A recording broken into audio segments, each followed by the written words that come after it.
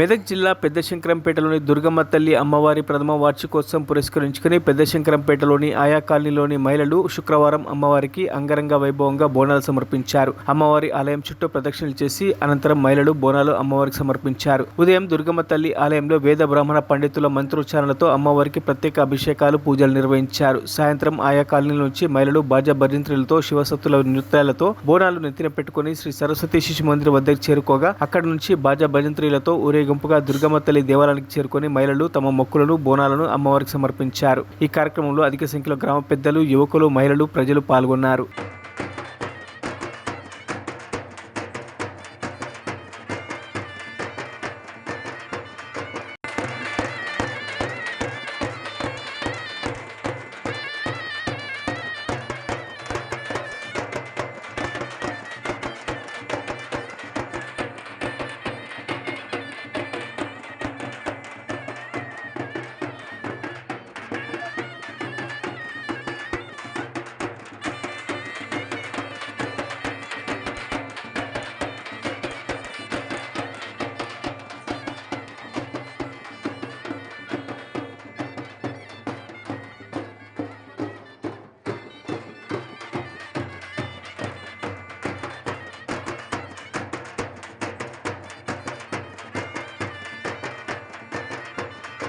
మరిన్ని అప్డేట్స్ కోసం మా ఛానల్ని సబ్స్క్రైబ్ చేయండి.